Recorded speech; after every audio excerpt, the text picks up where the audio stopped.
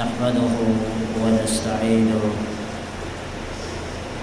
من يهده الله فلا مضل له ومن يضلل فلا هادي له وأشهد أن لا إله إلا الله وحده لا شريك له وأشهد أن محمدًا عبده ورسوله اللهم صل على محمد وعلى آل محمد كما صليت على إبراهيم وعلى آل إبراهيم إنك حميد مجيد اللهم بارك على محمد وعلى آل محمد كما باركت على إبراهيم وعلى آل إبراهيم إنك حميد مجيد اللهم رب اشرح لي صدري ويسر لي أمري واحلل عقدة من لساني يفقهوا قولي اللهم رب زدني علما أما بعد فأعوذ بالله السميع العليم من الشيطان الرجيم قل إن صلاتي ونسكي ومحياي ومماتي لله رب العالمين۔ ہر قسم کی حمد و ثنا اللہ مالک الالام ذوالجلال والاکرام وحدہ لا شریک لہ کے لیے درود اور سلام ہو میرے اور آپ کے پیارے پیغمبر ساقی کوثر امام الانبیاء محمد الرسول اللہ صلی اللہ علیہ وسلم پر۔ مختصر حمد و صلوات کے بعد آج کے اس مختصر خطبہ جمعہ میں میں زندگی کے ایک اہم ترین عنوان پر گفتگو کرنا چاہتا ہوں۔ میرے بھائیو، وہ اہم عنوان ہے اخلاص اور نیتوں کی اصلاح۔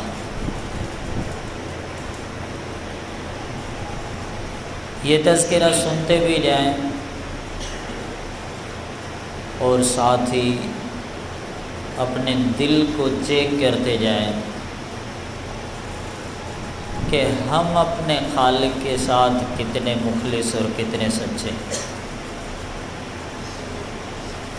اس دل میں کہیں ریاکاری، کہیں تکبر، کہیں مطلب پرستی تو موجود نہیں۔ میرے بھائیو، یہ معاملہ اتنا حساس ہے، اتنا حساس ہے، اتنا نازک ہے کہ شاید ہم نے سوچا بھی نہ۔ آپ ایک مثال پہ غور کریں۔ رسول اللہ صلی اللہ علیہ وسلم نے فرمایا ان الرجل لیعمل بعمل اہل الجنہ۔ ایک شخص ہے، اس نے جب سے ہوش سنبھالا ہے وہ اہل جنت کے عمل پہ گامزن ہے۔ نمازیں بھی ہیں، نوافل بھی ہیں، تہجد بھی ہیں، روزہ بھی ہے، زکوٰۃ بھی ہے۔ دنیا جانتی ہے کہ وہ بڑا نیک ہے، وہ اتنا اچھا ہے، اس کے پاس اتنے نیک اعمال موجود ہیں۔ آپ جہاں بھی جائیں لوگوں سے پوچھنا شروع کریں، سبھی گواہی دیں گے کہ بڑا نیک۔ رسول اللہ صلی اللہ علیہ وسلم نے فرمایا اتنی نیکیاں جمع کر لیتا ہے حتی لا یبقی بینہ و بین الجنہ الا ذراع۔ وہ اتنا اچھا ہے، بظاہر اتنا نیک ہے کہ اس کے درمیان اور جنت کے درمیان اب ایک ہاتھ کا فاصلہ رہ گیا ہے بس۔ اللہ اس نے اتنی نیکیاں جمع کی، اتنی اچھائیاں جمع کی، ساری زندگی خیر کے اعمال کرتا رہا۔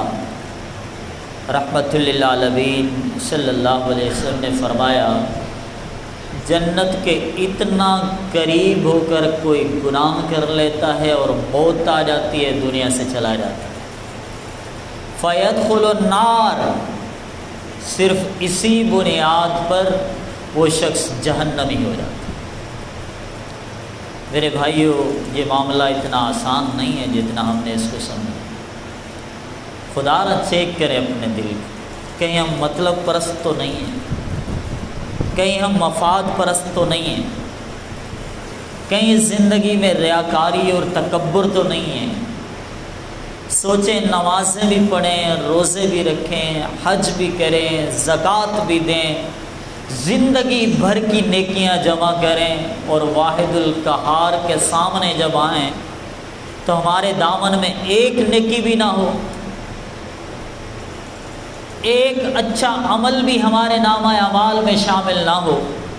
سبب کیا ہو کہ اخلاص کا خاتمہ ہے، اخلاص موجود نہیں ہے۔ اللہ کے بندو، یقین مانے ہم کچھ بھی نہیں، صحابہ کے مقابلے میں ہماری کوئی اوقات، کوئی حیثیت ہی نہیں۔ وہ اتنا روتے تھے اس اخلاص کے مسئلے پر، اتنا روتے تھے، اتنا روتے تھے کہ وہ بے ہوش ہو جاتے تھے۔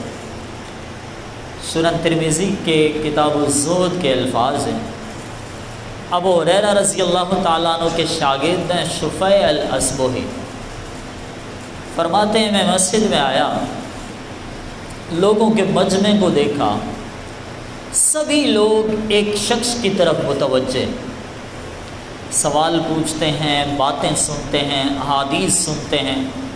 میرے نبی صلی اللہ علیہ وسلم کی حدیث کی گویا کہ ایک محفل جاری ہے۔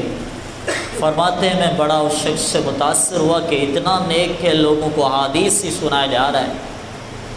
میں نے کسی شخص کے قریب ہو کر پوچھا کہ یہ کون ہے جو لوگوں کو احادیث سنا رہا ہے؟ اس شخص نے بتایا کہ محمد کے صحابی ابو ہریرہ ہے صلی اللہ علیہ وسلم رضی اللہ تعالیٰ، لوگوں کو احادیث سناتے ہیں، ان کی محفل ہی حدیث کی محفل ہوا کرتی ہے۔ فرماتے ہیں دل میں تڑپ پیدا ہوئی کہ اس نیک شخص سے، ابو ہریرہ سے آج ملاقات بھی کرنی، اور نصیحت کے طور پہ کوئی اہم حدیث میں نے سننی۔ سوچ لیا، محفل ختم ہوئی۔ فرماتے ہیں ابو ہریرہ اکیلے ہوئے، میں آیا، میں نے کہا ابو ہریرہ رضی اللہ تعالیٰ، ابھی ابھی آپ کا تعارف سنا ہے، دل میں ایک خیال نے جنم لیا کہ آج آپ سے کوئی ایسی حدیث سن لوں جس کو آپ نے زندگی میں سب سے زیادہ سمجھا ہو۔ علمتہ وعقلتہ، ابو ہریرہ آپ نے اس کو جانا بھی ہو، سمجھا بھی ہو، آپ کے دل اور دماغ میں وہ حدیث شامل ہو گئی ہو۔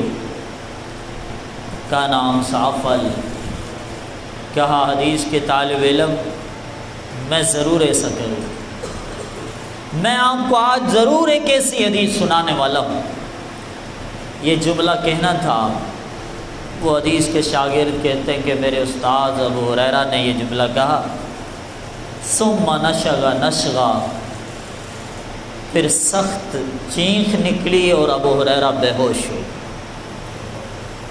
اللہ اکبر، ایسی کون سی بات تھی؟ ایسا کیا معاملہ تھا؟ آخر ماجرا کیا تھا کہ ابو ہریرہ تڑپ گئے، بے ہوش ہو گئے؟ فرماتے ہیں کچھ دیر کے بعد ہوش آیا، میں انتظار ہی کرتا رہا۔ جیسے ہوش آیا تو ابو ہریرہ کو اپنی بات یاد تھی، وہاں سے انہوں نے بات شروع کر دی، کہنے لگے حدثنی رسول اللہ صلی اللہ علیہ وسلم، مجھے میرے نبی نے حدیث سنائی، ثم نشغ نشغا، پھر سخت چینخ نکلی اور دوبارہ ابو ہریرہ بے ہوش۔ ایسی کیا بات ہے کہ ابو ہریرہ بتا نہیں سکتے، وہ سنا نہیں سکتے، وہ زبان پہ لا نہیں سکتے، اس پر تبصرہ نہیں کر سکتے، بے ہوش ہو جاتے ہیں، آنسو گرتے سمجھ میں آتا ہے، روتے دھاڑے مار کے روتے سمجھ میں آتا ہے، بے ہوش ہو جانا اتنے کون سے دکھ والی بات، کس بات نے ابو ہریرہ کو غمزدہ کر دیا؟ فرماتے ہیں ہوش آیا، پھر وہاں سے بات شروع کی، ثم نشغ نشغۃ شدیدہ، فرمایا اس بار تو ابو ہریرہ کی اور تیز چیخیں نکل گئیں اور پھر بے ہوش ہو گئے۔ فرماتے میں نے ابو ہریرہ کو اٹھایا، سینے کے ساتھ ٹیک لگا کر بٹھایا، انتظار کرتا رہا کہ ابو ہریرہ کو ہوش آئے گا، میں حدیث سنوں گا۔ پھر ابو ہریرہ رضی اللہ تعالیٰ عنہ کو ہوش آتا ہے، اور ہوش آنے کے بعد کہتے ہیں قیامت کا دن ہوگا، اللہ فیصلے کے لیے آئے گا، اور جب رب فیصلے کے لیے آئے گا تو اللہ قرآن کے قاری کو بلائے گا، ایک سخی کو بلائے گا، جہاد کرنے والے ایک مجاہد کو بلائے گا۔ رب ان سے سوال کرے گا، بندے تجھے قرآن کا علم دیا تھا؟ کہے گا اللہ سکھا بھی ہے، سکھایا بھی ہے۔ رب فرمائے گا تو جھوٹ بولتا ہے، تو جھوٹ بولتا ہے۔ اللہ وہ قرآن کا قاری بھی، اس کے ہزاروں شاگرد بھی ہے، اس کے لاتعداد طالب علم بھی ہے، اس نے ساری زندگی قرآن کو دے دی تھی۔ رب فرمائے گا نہیں، تو جھوٹ بولتا، تو نے لوگوں کے لیے کیا تھا، تو نے اللہ کے لیے نہیں کیا تھا۔ میرے بھائیو، یہی تو ریاکاری، یہی تو تکبر ہے جو میرے اور آپ کے اخلاص کا دشمن، بلکہ میں یوں کہوں کہ آپ کی زندگی کا دشمن، آپ کی پوری محنتوں کا دشمن ہے یہ تکبر، یہ ریاکاری۔ اللہ بولے گا تو جھوٹا ہے، اس نے سب کچھ کیا ہے، لیکن رب فرمائے گا میرے لیے تو نہیں کیا تھا۔ میں آپ سے پوچھتا ہوں، میں کہتا ہوں نا، آپ کہتے ہیں نا ہم اہل توحید، ہم اہل الحدیث ہیں، میرے بھائیوں بتاؤ کیا ہماری زندگی میں ریاکاری کا شرک نہیں ہے؟ کیا ہم دکھاوے کے لیے نمازیں نہیں پڑھتے؟ کیا ہم دکھاوے کے لیے تبلیغ نہیں کرتے؟ کیا ہم دکھاوے کے لیے قرآن نہیں پڑھتے؟ میرے بھائیوں، یہ شرک اگر دلوں میں جنم لے لیتا ہے تو سب کچھ برباد ہو جاتا ہے۔ یہ تو قرآن کا قاری ہے جس سے رب کہہ رہا ہے تو جھوٹ بول رہا ہے۔ مجاہد کہے گا اللہ میں نے تو جان دے دی، رب فرمائے گا نہیں، تو جھوٹ بولتا ہے، تو نے دنیا کے لیے کیا تھا کہ لوگ کہیں گے بڑا بہادر۔ کوئی کہے گا اللہ میں نے مال لٹایا، میں تو بڑا سخی تھا، اللہ تیرے راستے میں اپنے مال کو خرچ کیا کرتا تھا، رب کہے گا تو جھوٹ بولتا ہے۔ اللہ کے بندوں مجھے بتاؤ، آج میں سنا رہا ہوں، تمہارے دل میں خیال آ رہا ہوگا کہ مولوی صاحب یہ حدیث تو 1000 بار سن چکے، کیا خیال ہے؟ یہ حدیث تو لاکھوں بار سن چکے، مجھے بتائیں عمل کتنا کیا ہے؟ اللہ کے بندوں، ابو ہریرہ تو بے ہوش ہو گئے تھے، آج ہم پتھر دل ہو گئے، سخت دل ہو گئے، ایک آنسو نگاہوں سے نہیں گرتا، اور ہم جیسا ظالم بھی کوئی نہیں ہے، ہم جیسا گنہگار بھی کوئی نہیں ہے۔ اور پھر ہم سے کوئی کہے تو صحیح، ہم سے کوئی بات تو کرے، ہماری تعریف کا کوئی ایک جملہ ہی بول کے دکھائے۔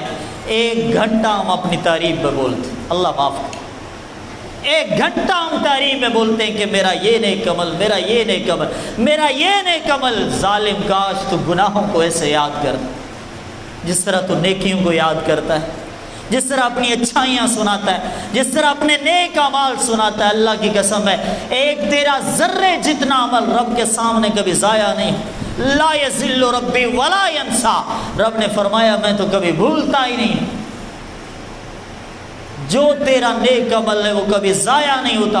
تو لوگوں کو سناتے پھر رہے کہ میں نمازی ہوں، میں اتنا صدقہ دیتا ہوں، میں اتنا چندہ دیتا ہوں، میں مدرسے کی اتنی مدد کرتا ہوں، مسجد کی اتنی مدد کرتا ہوں، غریبوں کی اتنی مدد کر رہا ہوں۔ اللہ کے بندے، تجھے کس نے کہا ایسے؟ جس کے لیے کر رہا ہے کیا وہ نہیں جانتا؟ جس رب کی ذات کے لیے صدقہ کر رہا ہے کیا وہ تیرے صدقے کے چند روپوں کو دیکھ نہیں رہا؟ جس رب کے نام پہ تو دینا چاہتا ہے کیا وہ تجھ سے غافل ہے؟ اللہ کے بندے، وہ جانتا ہے تیرے ہر خیر۔ پھر تو لوگوں کو کیوں سناتا، کیوں بتاتا ہے لوگوں کو، کیوں اپنی تعریف کرتا ہے؟ اللہ کے بندے، اس میدان میں آ کے تیرے دل میں اتنا اخلاص ہو کہ تیرے پاس ایسے اعمال ہو جنہیں صرف تیرا رب جانتا اور تو جانتا۔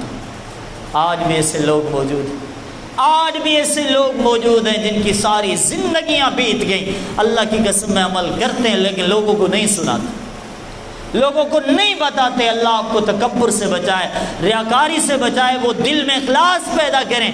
ابو ہریرہ رضی اللہ تعالیٰ عنہ جس کی وجہ سے بے ہوش ہو، ہمارے پاس ہے کیا؟ پہلے یہ تو سوچ لینا، کتنی نماز ہے؟ مجھے بتائیں کتنی نماز؟ آج بھی لاکھوں نہیں، میرے کروڑوں بھائی کہتے ہیں میں 5 وقت نماز نہیں پڑھ سکتا، سستی ہے، غفلت۔ مجھے آپ بتائیں کتنے صدقات ہیں، کتنے خیرات ہیں، کتنا اس نے سلوک ہے، کتنا اخلاق ہے، پہلے دامن میں ہے کچھ نہیں اور پھر یہ ظالم اکڑ کے چلتا ہے، تکبر کرتا ہے، انا میں زندگی گزارتا ہے، ریاکاری میں زندگی گزارتا ہے، تیرے دامن میں کچھ ہے نہیں اور اوپر سے تکبر بھی، اوپر سے ریاکاری بھی ہے، زندگی کا کیا ہوگا اللہ کے بندو؟ کیا ہوگا اگر ساری زندگی مسکراہٹوں میں گزار دی، تکبر آ گیا، ریاکاری آ گئی، آخرت تو برباد ہو جائے گی، کیا لے کے جائیں گے رب کے سامنے؟ میرے بھائیوں مجھے بتائیں، ہم سبھی سجدہ کرتے ہیں، ان سجدوں میں لذت کتنی، سرور کتنا ہے؟ میرے اکثر بھائی اتنی جلدی نماز پڑھتے ہیں، ایسا لگتا ہے کہ شاید نماز کی اس کی زندگی میں اہمیت ہی نہیں، اس کے پاس تو دکان کی اہمیت، تجارت کی اہمیت ہے، مہمان کی اہمیت، دنیا کی اہمیت، اپنے مطلب، مفاد، خود غرضی، لالچ کی اہمیت ہے۔ نماز اتنی مختصر ہو گئی، ایسا لگتا ہے کہ شاید سجدے میں جا کر یہ 3 بار بھی رب کا بندہ سبحان رب الاعلی نہیں پڑھتا، معلوم نہیں کیسے پڑھتا۔ دل سے پوچھیں نا، سوال کریں اپنے دل سے، ہماری نمازیں کیسی؟ میرے بھائیوں، یہ اخلاص جس کی وجہ سے ابو ہریرہ رضی اللہ عنہ بے ہوش ہو گئے تھے، یہی حدیث ہے نا، سنی ہے زندگی میں، بار بار سنی ہے۔ پھر ایک اور بات بھی سنی، ابو ہریرہ کے یہ شاگرد شفیع الاصبہی کہتے ہیں میرے دل پہ بڑا گہرا اثر ہوا، میں نے ابو ہریرہ سے حدیث سنی، حدیث سن کے یاد کر لی، جیسے ابو ہریرہ نے بتائی تھی بالکل اسی طرح مجھے یاد ہو گئی تھی۔ میں گیا، میں نے معاویہ رضی اللہ تعالیٰ عنہ سے ملاقات کی، سب بولو رضی اللہ تعالیٰ۔ آج کئی لوگ نام سن کے ناراض ہو جاتے ہیں، اللہ ان کو ہدایت عطا فرمائے۔ وہ کتنے متقی تھے، وہ کتنے پرہیزگار تھے، ذرا یہ جملہ بھی سن۔ وہ حدیث کے طالب علم کہتے ہیں میں معاویہ رضی اللہ تعالیٰ عنہ سے ملاقات کرتا ہوں، میری جس سے ملاقات ہوئی میں نے وہی ابو ہریرہ رضی اللہ تعالیٰ عنہ کے جملوں میں حدیث سنا دی۔ فرماتے ہیں حدیث تو سنائی تھی، معاویہ رضی اللہ تعالیٰ عنہ نے حدیث سن لی تھی۔ فرماتے ہیں جیسے میں اختتام تک پہنچانا، معاویہ رضی اللہ تعالیٰ عنہ رونے لگے، معلوم میں کتنا روئے؟ فرماتے ہیں اتنے آنسو گرے، اتنا شدت سے روئے، حتی ظننا انہ ہالک، فرماتے ہیں ہمیں ایسا لگا کہ آج روتے روتے معاویہ رضی اللہ تعالیٰ عنہ کی موت واقع ہو جائے گی۔ وہ اتنا روتے تھے ایک حدیث سن کے۔ ہماری زندگی کا کیا ہوا؟ ان دلوں کا کیا ہوا؟ میرے بھائیو اس اخلاص کا کیا ہوا؟ ہم اتنے مطلب پرست بن گئے۔ مجھے معاف کرنا، میں واضح کہنا چاہتا ہوں، ہمارے جنازے بھی مطلب کے بن گئے۔ سوچا تھا، سنا تھا آج کسی امیر کا جنازہ ہے، ہزاروں لوگ آئے تھے نہ نماز پڑھنے کے لیے، کندھا دینے کے لیے، قبرستان میں دفنانے کے لیے، مٹی ڈالنے کے لیے، خیر خواہی جتلانے کے لیے، سبھی آ گئے تھے، اور پڑوس میں کوئی غریب مر گیا، ان سب نے کہا تھا چھوڑو جانے دو، کون جاتا؟ جنازے مطلب کے ہو گئے اللہ کے بندو، نمازیں مطلب کی ہو گئی اللہ کے بندو۔ اور میں سمجھتا ہوں اللہ معاف کرے، اللہ معاف کرے، آج انسانیت کے ساتھ جتنی خیر خواہی ہے نا، جتنی خیر خواہی ہے، سب میں تکبر ہے، ریاکاری۔ مہمان نوازی ہم کس لیے کر رہے ہیں؟ حالانکہ اللہ کی قسم ہے مہمان نوازی اجر عظیم والا عمل، ہم کیوں کر رہے ہوتے ہیں؟ میرا مہمان میری جا کے تعریف کرے گا کہ میں اتنا بڑا مہمان نواز ہوں، ہم اس نے سلوک کرتے ہیں۔ اور آج ہم تو اتنے مطلب پرست بن گئے، اتنے انا پرست بن گئے کہ بھائی بھی اس بھائی سے زیادہ باتیں کرتا ہے جس بھائی میں مطلب ہوتا ہے۔ اگر کوئی بھائی غریب ہو نا، 24 گھنٹوں میں اس کے ساتھ کوئی محفل نہیں، 24 گھنٹے تو بڑی بات ہے، مہینہ شاید اس کے ساتھ کوئی محفل نہ ہوتی ہے، چھوڑیں یہ تو غریب ہے، یہ تو مفلس ہے، یہ تو نادار ہے، ظالم تیرا بھائی ہے۔ خون کے رشتے ہم مطلب کے لیے بلا دیتے، دور کا ہے، امیر ہے، سلوٹ بھی کرتے ہیں، جھکتے بھی ہیں، ہاتھ بھی باندھتے ہیں، پگڑی اتار کے پاؤں پہ رکھتے ہیں کہ آج آیا ہوں تیرے ساتھ باتیں کرنی۔ مطلب ہے نا، مفاد ہے نا، اس لیے ہم پہنچ جاتے ہیں۔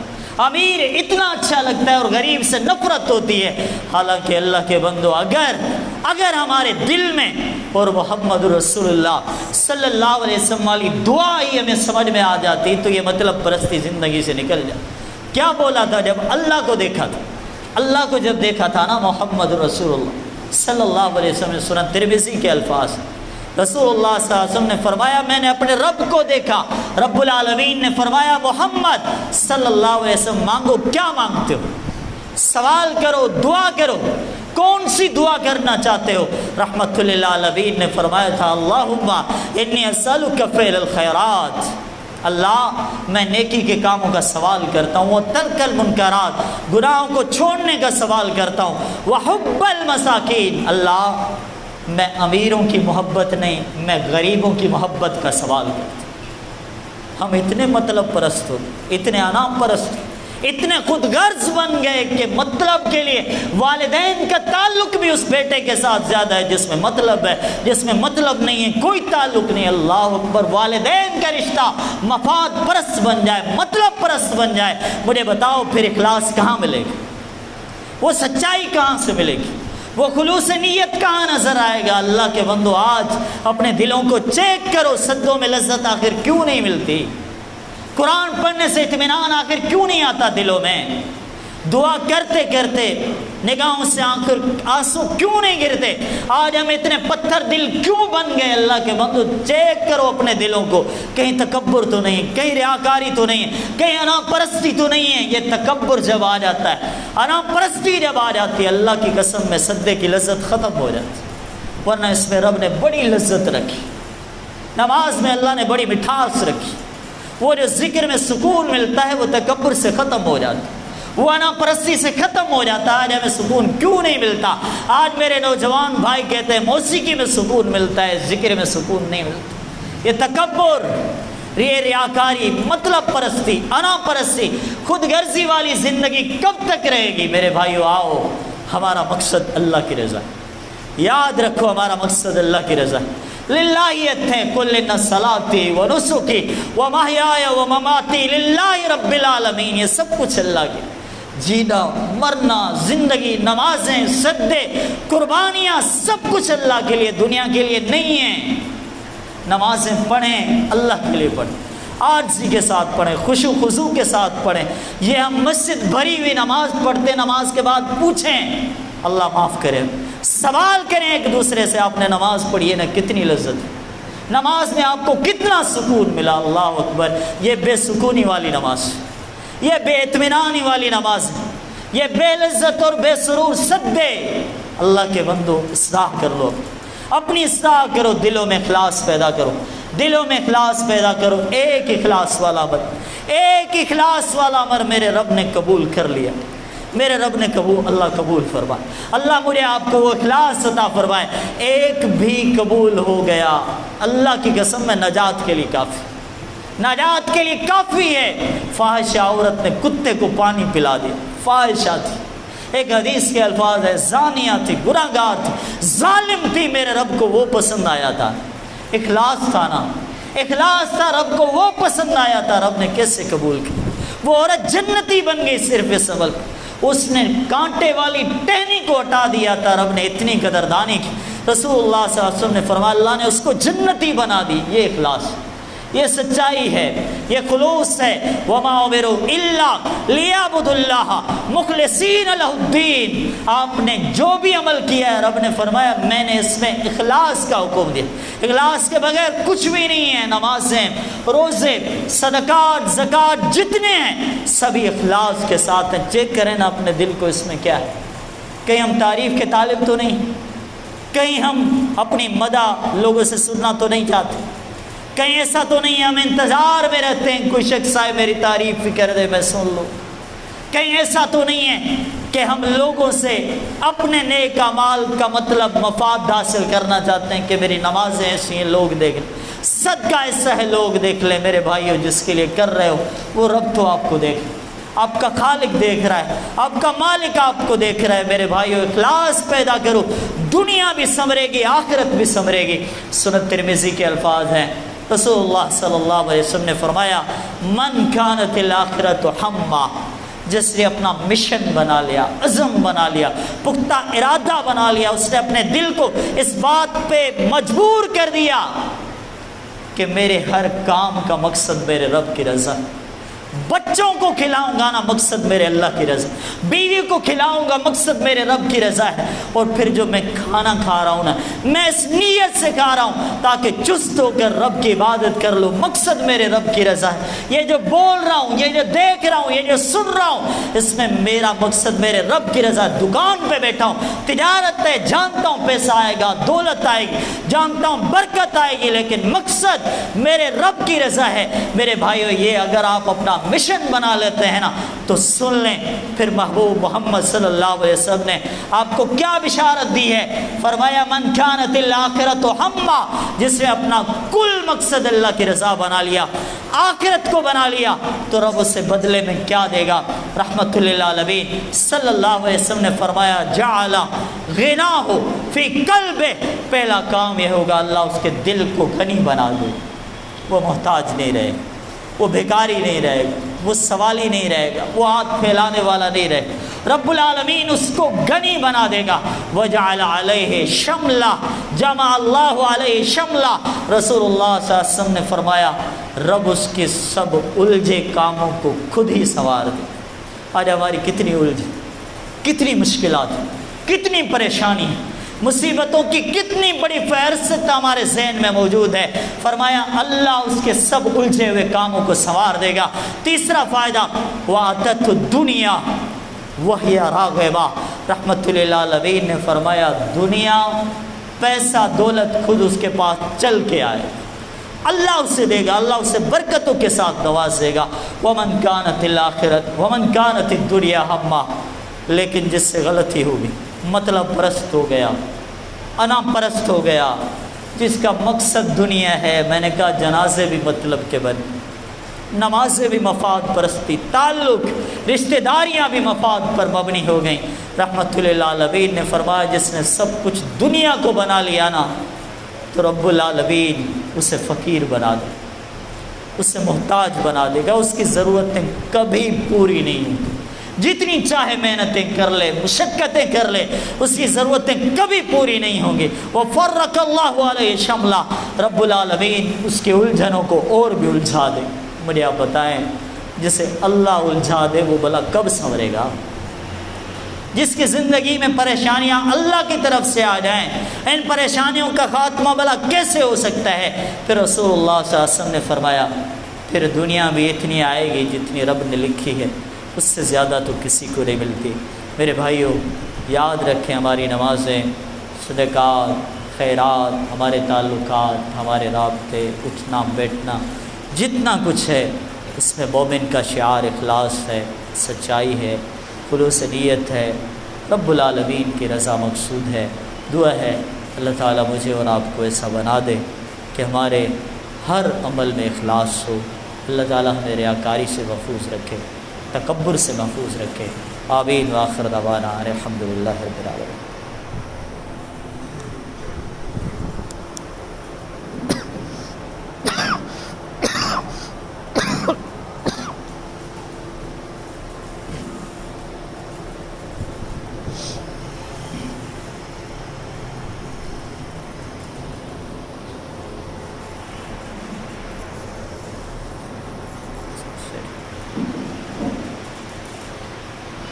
إن الحمد لله نحمده ونستعينه من يهده الله فلا مضل له ومن يضلل فلا هادي له وأشهد أن لا إله إلا الله وحده لا شريك له وأشهد أن محمدا عبده ورسوله اللهم صل على محمد وعلى آل محمد كما صليت على إبراهيم وعلى آل إبراهيم إنك حميد مجيد اللهم بارك على محمد وعلى آل محمد كما باركت على إبراهيم وعلى آل إبراهيم إنك حميد مجيد قال النبي صلى الله عليه وسلم من أحب لقاء الله أحب الله لقاءه۔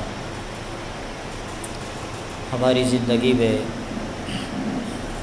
اخلاص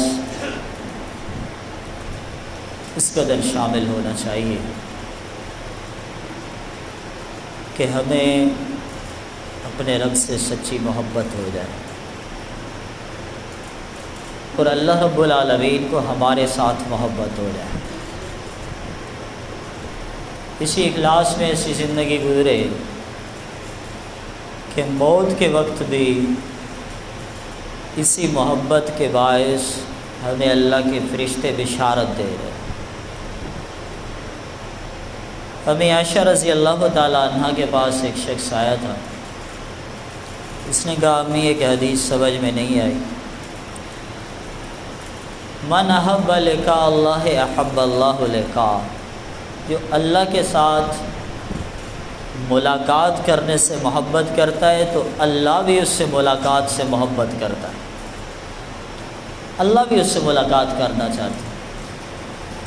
امی اللہ سے تو تب ملاقات ہوگی جب موت ہوگی. موت کو تو ہم ناپسند کرتے ہیں. بات مجھے سمجھ میں نہیں آئی. فرمایا بات یہ ہے کہ جب روح جسم سے نکلے اور حلق میں اٹک جائے اور ہاتھوں کی انگلیاں جب ٹیڑھی ہوں تو موت کی وجہ سے ٹیڑھی ہی رہ جائیں. روح جسم سے نکلے تو آنکھ اس روح کے تعاقب میں کھلی ہی رہ جائے. فرمایا اس منظر میں جو شخص اللہ کی ملاقات سے محبت کرتا ہے تو اللہ بھی اس سے محبت کرتا ہے. میرے بھائیو یاد رکھیں یہ صرف اخلاص سے ممکن ہے، صرف سچائی سے ممکن. جہاں تکبر ہے، جہاں ریاکاری ہے، وہاں ایسا کبھی ممکن نہیں. فرمایا اس منزل پہ جو اللہ سے محبت کرتا ہے اللہ اس سے محبت کرتا ہے. لیکن ہاں اس مقام پر جو رب سے ملاقات نہیں کرنا چاہتا نا تو رب العالمین بھی اس کی ملاقات کو ناپسند کرتا. میرے بھائیو دلوں میں ایسا اخلاص پیدا کریں کہ اللہ ہمارے ساتھ محبت کرے اور ہم اللہ کے ساتھ محبت کریں. اللہ رب العالمین اسی محبت میں زندہ رکھے اور اسی پر موت عطا فرمائے. آمین. وآخر دعوانا ان الحمد للہ رب العالمین.